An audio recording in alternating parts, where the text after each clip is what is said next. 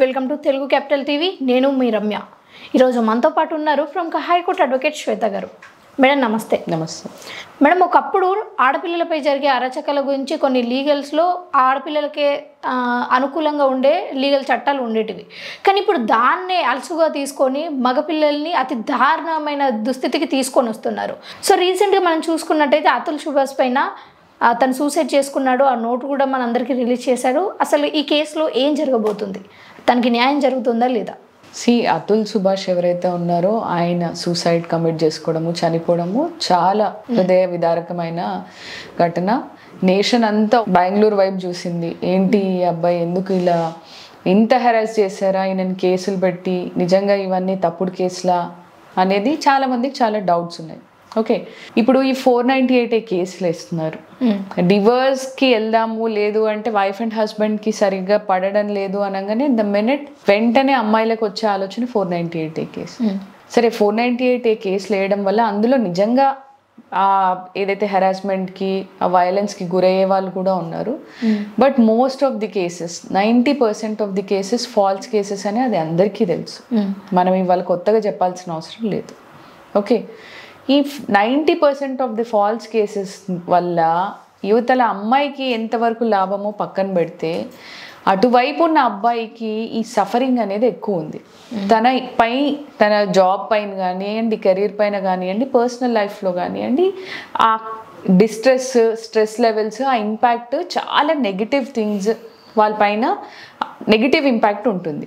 Okay, ఈ negative things అన్నీ జరగడం వల్ల ఈ అమ్మాయిలు మోస్ట్ ఆఫ్ ది టైమ్స్ ఏం చేస్తున్నారు అని అంటే, every stone it should not be left unturned అని, ప్రతి రాయిని వాళ్ళకున్న ప్రొవిజన్ని వేసి చూడాలి అని అనుకుంటారు. ఓకే, అక్కడ వస్తుంది ఇబ్బంది అబ్బాయిలకి. వాళ్ళపై ఫస్ట్ 498A కేసు పెట్టడం, తర్వాత డొమెస్టిక్ వైలెన్స్ కేసు పెట్టడం, 498Aలో DP యాక్ట్ని కూడా ఇంక్లూడ్ చేయడం, డౌరీ ప్రొహిబిషన్ అని, కట్నం అడిగినా అడగకపోయినా దాన్ని కూడా ఇంక్లూడ్ చేస్తున్నారు. సో సుప్రీంకోర్టు ఏం చెప్పింది అని అంటే, మోస్ట్ ఆఫ్ ది టైమ్స్ మీరు ఎంక్వైరీ చేసి 498A కేసు రిజిస్టర్ చేయండి, వెదర్ అవసరము అనుకుంటే చేయండి అని. కానీ మోస్ట్ ఆఫ్ ది కేసెస్లో పోలీసులు 498A కేసు FIR రిజిస్టర్ చేసేస్తున్నారు. ఎందుకంటే మళ్ళీ వాళ్ళకు కూడా మళ్ళీ ప్రెషర్ ఉంటుంది, మేము మా 498A కేసు రిజిస్టర్ చేయడానికి వెళ్తే పోలీసులు తీసుకోవట్లేదు అని. ఓకే, ఈ అతుల్ సుభాష్ కేసుకి వచ్చేసరికి ఆయన ఒక వీడియో ఏదైతే తన సూసైడ్ చేసుకునే ముందు వీడియో చిత్రీకరించి అది ట్యాగ్ చేశారు అందరినీ. ఓకే, దాంట్లో ఒక ఫ్యూ పాయింట్స్ తను ఏమేం చెప్పాలనుకుంటున్నారో ఇది నా ఎవిడెన్స్గా తీసుకోండి, ఓకే, నా టెస్టిమోనీని ఇదంతా ఎవిడెన్స్ తీసుకోండి, ఇది you take it as my dyeing declaration లాగా చెప్పారనమాట. ఈయన ఫస్ట్ అండ్ ఫార్మోస్ట్ పాయింట్ ఏంటి అని అడిగాడు అని అంటే, నా చైల్డ్ కస్టడీ బాబు ఉన్నాడు, ఒక 2 years బాబు, ఆ బాబు కస్టడీ నా పేరెంట్స్కి ఇవ్వండి అని కోరాడు. యూజువల్లీ దీనికి GWOP పిటిషన్ వేసుకుంటాం. అయితే ఈ అబ్బాయికి 3 సంవత్సరాలు ఎంతో, లాస్ట్ 3 years నుంచి కస్టడీ రైట్స్ కూడా నాకు పక్కన పెట్టండి, విజిటేషన్ రైట్స్ కూడా ఇవ్వలేదు. చూడ్డానికి యూజువల్లీ కోర్ట్కి తీసుకొచ్చి తండ్రికి చూపిస్తారు. ఓకే, ఆయనకు వీక్లీ వన్స్ అలా విజిటేషన్ రైట్స్ ఇస్తారు, అవి కూడా నాకు ఇవ్వలేదు, నేను చూడలేదు ఇప్పటివరకు నా బాబుని. తర్వాత ఈ కేసు అనేవన్నీ నా మీద పడిన తర్వాత నా బాబుని నా తల్లిదండ్రులకి ఇవ్వండి, వాళ్ళు ప్రాపర్గా పెంచుకుంటారు. సో కస్టడీ ఆవిడకొద్దు, నా వైఫ్కి వద్దు, నా తల్లిదండ్రులకి ఇవ్వండి అని చెప్పాడు. సెకండ్ ఏంటి అంటే, all my case hearing should happen live and people of this country should know about my case and learn the terrible state of legal system and misuse of law these women are doing. నా case ఏదైతే ఉందో దాన్ని లైవ్గా ప్రసారం చేయండి. మన కంట్రీలో ఎవరైతే ఉన్నారో, మన భారతదేశంలో ఉన్న ప్రతి మనిషికి తెలియాలి ఈ లా అనేది ఇటువంటి నా భార్య లాంటి విమెన్ ఎలా మిస్యూజ్ చేసుకుంటున్నారు, నా బాధ ఏంటో వాళ్ళకు కూడా అర్థం అవ్వాలి. నేను చావు వరకు వెళ్ళాను, ఎవరైతే కారణమయ్యారో వాళ్ళు అసలు ఈ సిస్టమ్ని ఎలా నడుపుతున్నారు, అమ్మాయిల పట్ల బయాస్డ్గా ఉంటుంది కోర్టు అనేది ఆయన ప్రూవ్ చేయడానికి ట్రై చేశారు. అందుకని ఈ లైవ్ అనేది పెట్టమన్నారు. థర్డ్ పాయింట్కి వచ్చేసరికి, don't let my wife or her family come near my dead body అని పెట్టాడు. ఎంత బాధాకరమైన విషయం కదా మ్యామ్. అంటే ఏ లెవెల్కి ఆయనని హెరాస్ చేసి ఉంటే వాళ్ళని నా డెడ్ బాడీ దగ్గరికి కూడా రానివ్వద్దు అని పెట్టుంటాడు, భార్యని కానీ భార్య వైపు బంధువుల్ని కానీ. అంటే వాళ్ళే కదా ఈయన చావు కారణమైంది, అందుకని వాళ్ళంటే అంత హేయమైన భావన, అసహ్యం అనిపించింది ఆయనకి. వాళ్ళని నా దగ్గరికి రానివ్వద్దు, ఎందుకంటే చనిపోయిన తర్వాత కూడా చావులో కూడా నాకు మనశ్శాంతి ఉండదు అని డెఫినెట్గా అతను అనుకుని ఉంటాడు. మీరు 4th పాయింట్కి వచ్చేసరికి, please allow this suicide note and videos I have uploaded as my statement and evidence. Suicide note రాశాడు, ఈ వీడియోస్ ఏవైతే చిత్రీకరించాడో అవన్నీ నా కేసుల్లో ఎవిడెన్స్గా యూజ్ చేయండి, నా మాటలుగా వీటిని తీసుకోండి అని చెప్పాడు. అది కోర్టు ఎంతవరకు తీసుకుంటుంది అనేది మనం అబ్జర్వ్ చేయాలి. అండ్ ఇంకోటి ఏంటి అని అంటే, డోంట్ డూ మై అస్థి విసర్జన్ till my harassers get punished. నా అస్థికలు గంగలో కలపకండి ఎప్పటి వరకు అని అంటే, నన్ను ఇంత హెరాస్ చేసిన వీళ్ళందరూ ఉన్నారో, భార్య వైపు బంధువులు, వాళ్ళందరికీ పనిష్మెంట్ అనేది వచ్చేంత వరకు, వాళ్ళు పనిష్ అయ్యేంత వరకు, వాళ్ళకి శిక్ష పడేంత వరకు నా అస్థికలు గంగలో కలపకండి అని చెప్పాడు.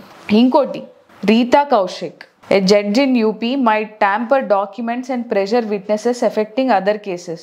Bengaluru courts are more law abiding. I request the cases be run in Karnataka and keep her in custody in Bengaluru during the trial. ఈ రీటా కౌశిక్ ఎవరైతే ఉన్నారో ఈమె జడ్జ్, ఉత్తరప్రదేశ్లో ఈ కేసెస్ అన్నీ ఏవైతే మన అతుల్ సుభాష్కి సంబంధించిన కేసెస్ అన్నీ ఆవిడ దగ్గర ఆ కోర్టులో ఉన్నాయి, ట్రయల్ జరుగుతున్నాయి.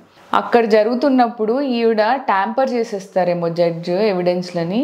ప్లీజ్ కర్ణాటక కోర్ట్స్ కొంచెం లా అబైడింగ్, అంటే లాకి తల వంచి ప్రాపర్ లాని ఎన్ఫోర్స్ చేస్తాయి, సో నా కేసెస్ అన్నీ కర్ణాటకకి ట్రాన్స్ఫర్ చేయాలి అని ఇందులో చెప్పడం జరిగింది. అని అంటే ఆ జడ్జి గురించి ఈయనకి చాలా నెగిటివ్ అభిప్రాయం ఉంది. ఎందుకనంటే వన్ ఆఫ్ ది ఇన్స్టెన్సెస్లో ఈయన వీడియోలో చెప్పడం జరిగింది, ఇంత హెరాస్ చేస్తున్నారు మేడం మెలార్డ్, నా పైన ఇట్లా మగవారి పైన ఇన్ని కేసెస్ పెడుతున్నారు, చాలామంది సూసైడ్కి ప్రేరేపితమై సూసైడ్ చేసుకుంటున్నారు, నాకు ఆ పరిస్థితి వచ్చేలాగుంది అన్నప్పుడు పక్కన అదే కోర్టులో వైఫ్ నుంచొని, మరి నువ్వు అదే పని చేయకపోయావా అని అన్నప్పుడు జడ్జి నవ్వారంట. అది ఈయనకి చాలా గిల్టీగా, ఇంకా న్యాయం జరగదు అనేది చాలా డిప్రెసింగ్గా అనిపించింది. ఒక న్యాయాన్ని కాపాడాల్సిన జడ్జే ఇలా నవ్వారు నన్ను చూసి అని అంటే, నీ కర్మింతే అనన్నా, లేకపోతే ఈవిడ ఆమెకి సపోర్టివ్గా ఉన్నారనో ఏదో ఒకటి ఈయన ఊహించుకుని ఉంటాడు. సో డెఫినెట్గా ఆవిడ పైన ఆరోపణలు చేశారు, అది ఆవిడ పైన ఎంక్వైరీ చేస్తారు, ఓకే, జడ్జ్ పైన. 7th పాయింట్ వచ్చేప్పటికి, stop harassment of my parents and my brother in false cases. ఏవైతే ఈ 498A DVC కేసులన్నీ పెట్టారో వీటితో నన్ను హెరాస్ చేశారు, నేను ఇంకా లేను, నేను పోయిన తర్వాత నా పేరెంట్స్ని నా బ్రదర్ని ఈ హెరాస్మెంట్, ఈ కేసెస్ హెరాస్మెంట్ నుంచి కాపాడండి, ఓకే, వాళ్ళని సతాయించకండి ఈ కేసెస్ అన్ని పెట్టి అని పెట్టారు. ఇంకోటి ఏంటి అని అంటే 8th point, give maximum punishment to my harassers though I don't trust our legal system too much. If people like my wife are not put behind jail, they would be more emboldened and will put more false cases on the other sons of the society in future. నా భార్య లాంటి వాళ్ళకి, వాళ్ళ బంధువులు లాంటి వాళ్ళకి maximum punishment ఇవ్వండి. Although నేను లీగల్ సిస్టమ్ని, మన జ్యుడిషియర్ని పెద్దగా నమ్మట్లేదు, నాకు నమ్మకం లేదు, నా పట్ల ఏ జరిగిందో అదే జరుగుద్ది, కానీ మీరు అలా చేయని పక్షాన ఏమైంది అని అంటే, నా భార్య లాంటి వాళ్ళు ఇంకా మాకు బలం చేకూరింది, ఇట్లాంటి వాళ్ళు చచ్చిపోయినా ఏం పర్వాలేదు, మనల్ని ఏం అనలేదు కాబట్టి, నాలాంటి future Sons of the society ఇంకా ఎంతోమంది అబ్బాయిలు ఇట్లాంటి వాళ్ళ బారిన పడి విక్టిమ్స్ అయ్యి చనిపోతారు, మీరు వీళ్ళని వదలకండి అని చెప్పారు. ఏదైతే మ్యాక్సిమం పనిష్మెంట్ ఉందో వీళ్ళకి అత్యంత త్వరగా ఎక్కువ, ఇప్పుడు minimum punishment maximum punishment 2 to 10 years అని ఉంటుంది, వీళ్ళకి అందరికీ మ్యాక్సిమం పనిష్మెంట్ అనేది ఇవ్వండి అనేది ఒకటి చెప్పారు. ఇంకోటి ఏంటి అంటే, there shall be no negotiations, settlements and mediations with these evil people and the culprits must be punished. ఎవరైతే ఈ హెరాస్మెంట్కి ఈయనని గురి చేశారో, భార్య కానీ భార్య వైపు బంధువులు కానీ, వీళ్ళతో మీరు ఎటువంటి సెటిల్మెంట్స్కి కానీ వీళ్ళతో మాట్లాడి పరిష్కరించుకుందాము అని చేయకండి, వాళ్ళని పనిష్ చేయండి. ఆ కేసెస్ ఏవైతే ఉన్నాయో వాళ్ళ పైన రిజిస్టర్ చేయాలి, వాళ్ళని దానికి లయబుల్ చేయాలి, నా చావుకి వాళ్ళ కారణం కాబట్టి, అంతేగాని వీళ్ళతో మాట్లాడి సెటిల్ చేసుకోవడానికి ట్రై చేయకండి అని చెప్పారు. మై వైఫ్ బ్రాకెట్లో నైఫ్ అని రాశాడు. should not be allowed to withdraw cases to escape punishment unless she explicitly accepts that all cases she has filed are false cases అని. మై వైఫ్ బ్రాకెట్లో నైఫ్ అని రాశాడు. అంటే అసలు ఆయన ఎంత చెదిరిపోయాడు ఈ అన్ని కేసులతోని అనేది ఆ ఒక్క దాంట్లో అర్థమవుతుంది. వైఫ్ అని పక్కన ఏమని రాశాడు, ఈమె నైఫ్ నా చావుకి ఈమె నైఫ్ అన్నట్టు రాశాడు. ఏమంటున్నాడు అని అంటే, నేను చనిపోగానే కేసెస్ విత్డ్రా చేసుకోవడానికి ట్రై చేస్తారు, ఏ ఒక్క కేసు వీళ్ళని విత్డ్రా చేసుకొని ఇవ్వద్దు. లేదు అని అంటే ట్రయల్ మొత్తం కండక్ట్ అవ్వాలి, నేను ఫెయిరా ఆమె ఫెయిరా తెలియాలి. లేదు అని అంటే అవన్నీ ఫాల్స్ కేసెస్ అని ఆమె ఒప్పుకోవాలి. అంతేగాని నాకు ఈ విషయంలో న్యాయం జరగాలి అంటే అక్కడ ఎవిడెంట్గా మనకు కనబడుతోంది ఇవన్నీ ఫాల్స్ కేసెస్ అని.